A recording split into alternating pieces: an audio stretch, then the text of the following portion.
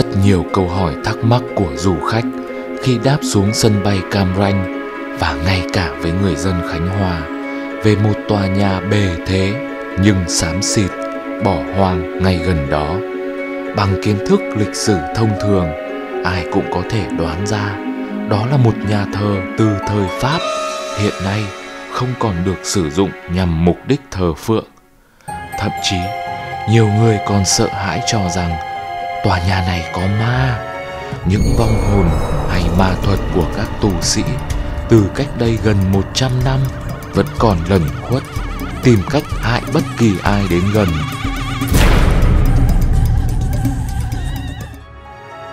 Nhưng thông tin đó không làm thỏa mãn trí tò mò của tôi. Tôi muốn biết nhiều hơn về tòa nhà thờ bí ẩn này và vì sao lại có chuyện một quần thể kiến trúc đẹp thế kia lại bỏ hoang phế như vậy. Trong cuộc hành trình lần này, chúng tôi quyết định tìm hiểu và đột nhập vào bên trong tòa nhà đó để xem nó đang che giấu điều bí ẩn gì.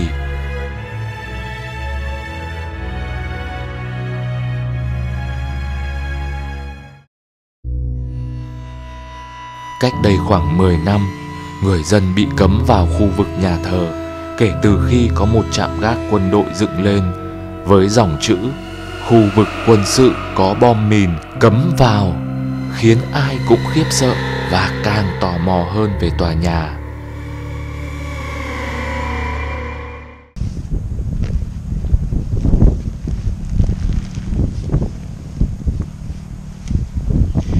Hai thằng đột nhập mà nổi quá cơ.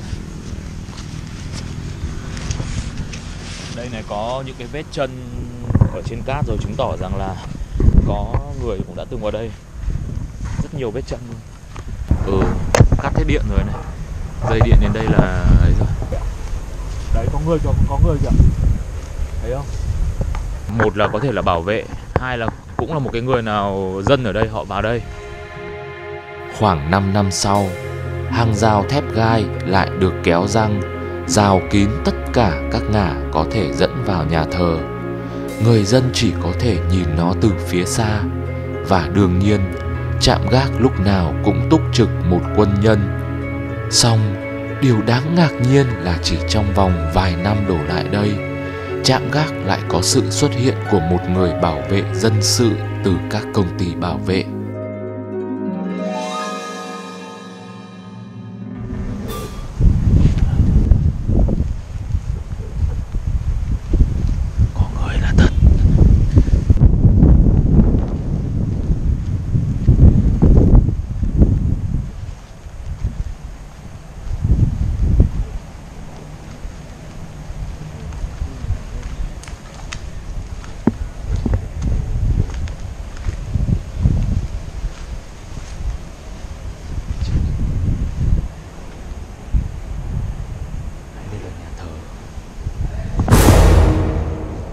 Chú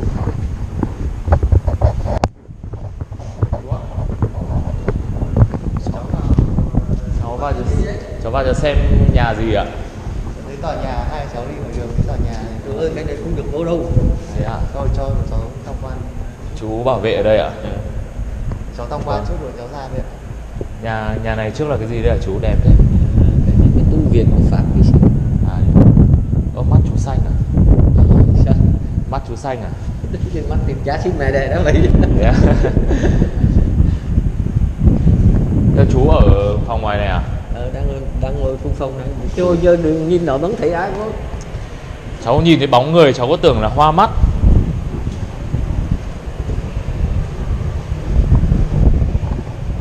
Gà thôi đó, thế là trứng gà hay cái gì đấy? Gà đấy. Nhưng mà tại sao chỗ này bỏ hoang rồi mà chú vẫn phải trông ở đây? Tại vì cái dự án của người ta mà. Tức là chỗ này sắp sửa cải tạo gì ạ? Cháu đi một vòng cho xem cháu ra ngoài được không? Khoảng 10 phút tôi nghe sợ ông sếp ông vô là chúng chết á. Vâng ạ. Đi game này.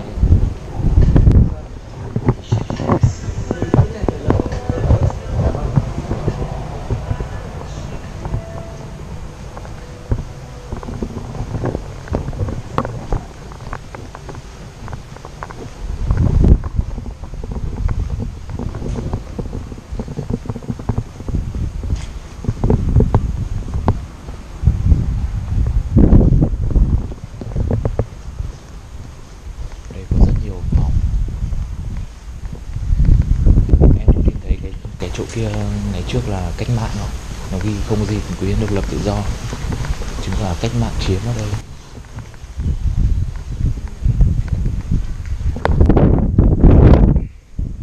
Nuôi gà ở đây.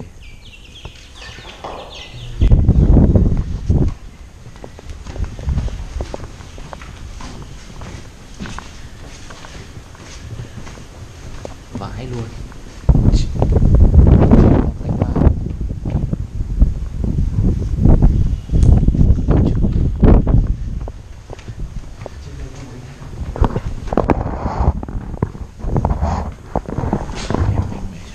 Cái thang bằng gỗ rất nguy hiểm nhá, có thể sập. Anh bám vào đi, anh bám vào.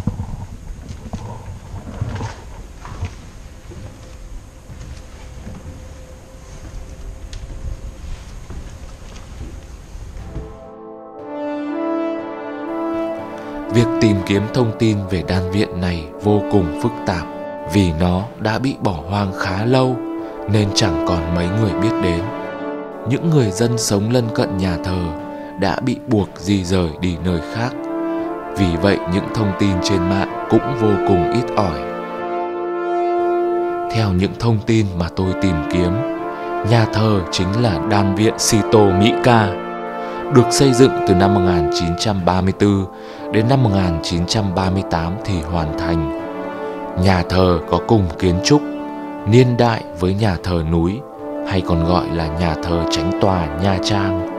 Nơi đây trước kia là một dòng kín, dòng tu Sito. Từ trước khi những linh mục ở Pháp đến, thì nơi đây chỉ là một làng chài hẻo lánh. Theo những người đã từng sống ở khu vực lân cận nhà thờ, ngày trước đan viện này chỉ dành cho nam giới và là một dòng kín, nữ giới tuyệt đối không được vào đây. Với diện tích hàng trăm hecta, họ tự cung, tự cấp, tự làm rượu để phục vụ các nghi thức lễ đạo Công giáo. Để đến được đan viện, người dân chỉ có thể đi bằng thuyền.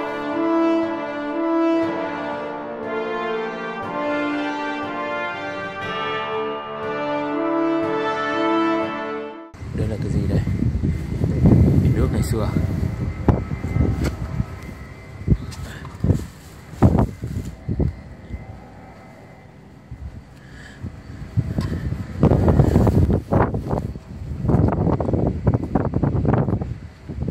À, đây là con hổ chứ.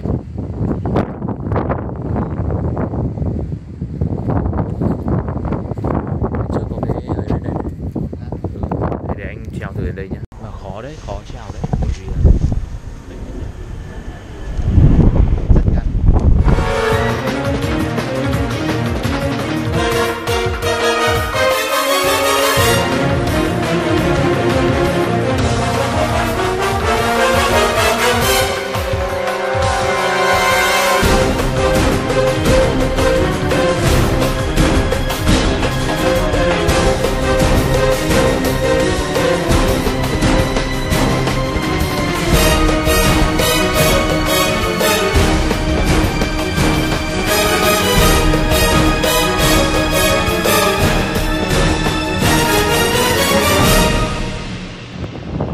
cẩn thận không đổ xuống cái giếng nhá, cái bể đấy.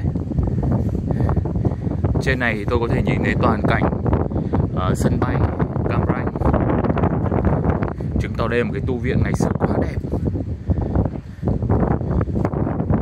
Đây nhìn ra dòng sông cầu từ thời đây, bức tượng tượng Đức Mẹ bị đấy rồi, hỏng hóc rồi. Quá đẹp, vị trí quá đẹp.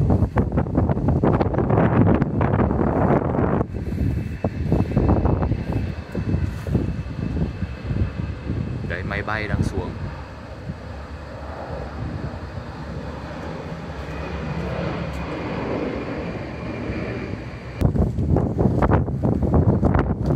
Tôi sẽ lên trên Đức Mẹ này xem thế nào.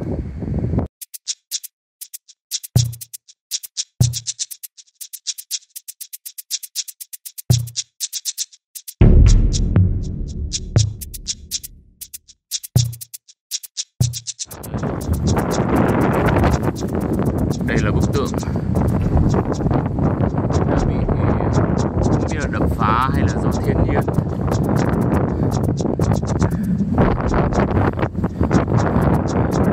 Cầu mong mẹ ban phước cho tất cả mọi người.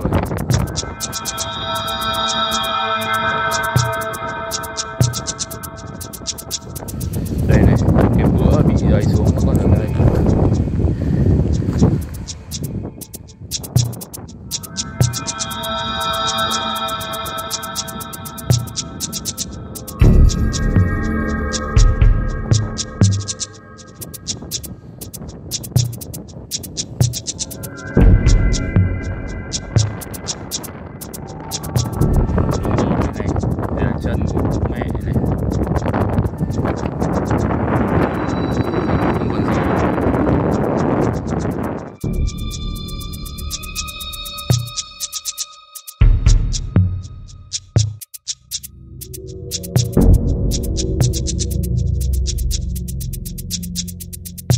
Nhà thờ nằm kế bên dòng sông thủy triều thơ mộng, nước sông xanh ngắt.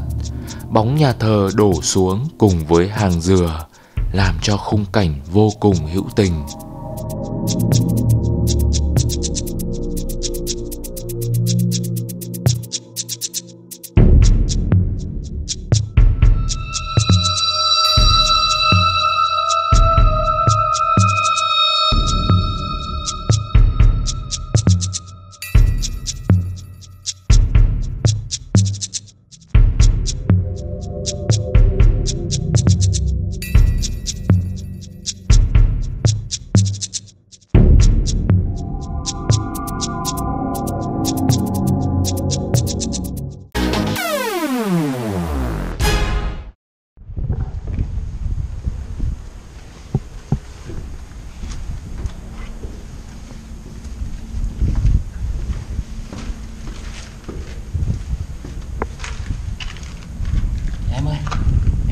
Tiền em ơi,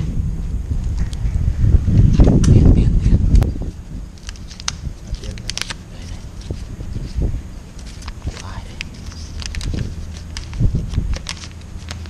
Tiền mới 38 ở đây này. cái này là bàn thờ hay sao? Vé máy bay thì bàn thờ gì? 20.000. Số 38.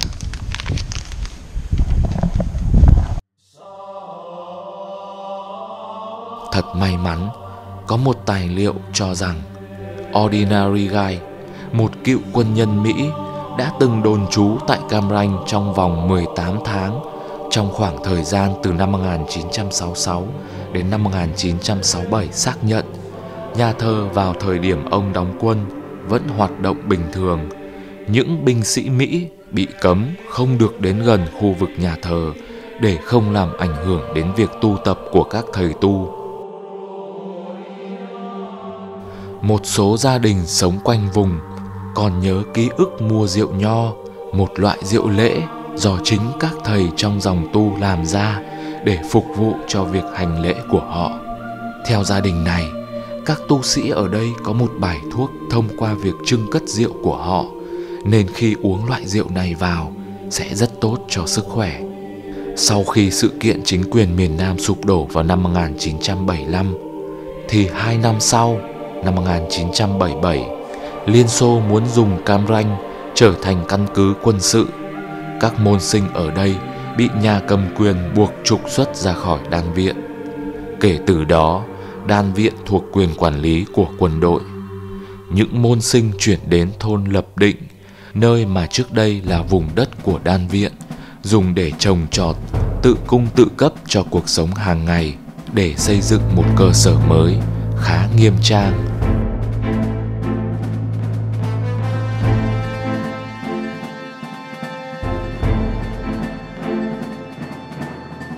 Hiện nay trên mạng có những lời đồn đại về việc đập bỏ tòa nhà để xây dựng dự án du lịch, nhưng chưa được kiểm chứng.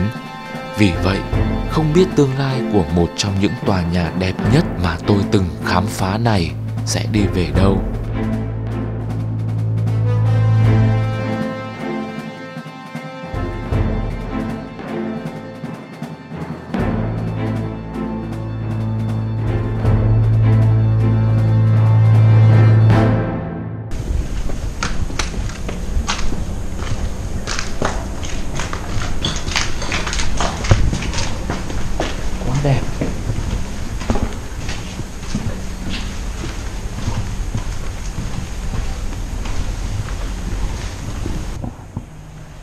đoàn kết đã đội cảnh sát phòng quyết tâm xây dựng đơn vị vững mạnh. Không biết là đơn vị gì chiếm cái này.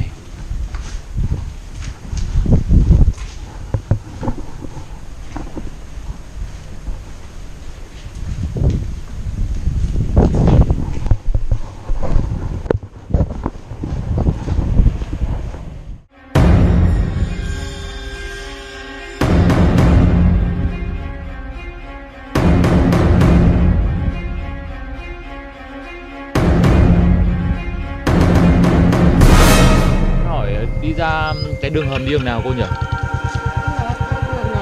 Đi thẳng à? À đi qua dòng suối à? Ô, thế à? Giờ xuống quay lại có xa không? Và cuộc hành trình của chúng tôi sẽ tiếp tục từ đây, chạy đua với thời gian để tới một công trình khác bỏ hoang ở Ninh Thuận. Nhưng khi chúng tôi tới nơi thì trời đã tối. Ai ở nhà không ạ? Ui rồi, đấy ông xuống trước đi. Ông ấy. Ở đây. Ông ở đây nhá. Ông ở đây thế thì bà cũng biết đường mà. Ông thế đi đi. Ông ở chờ nhá.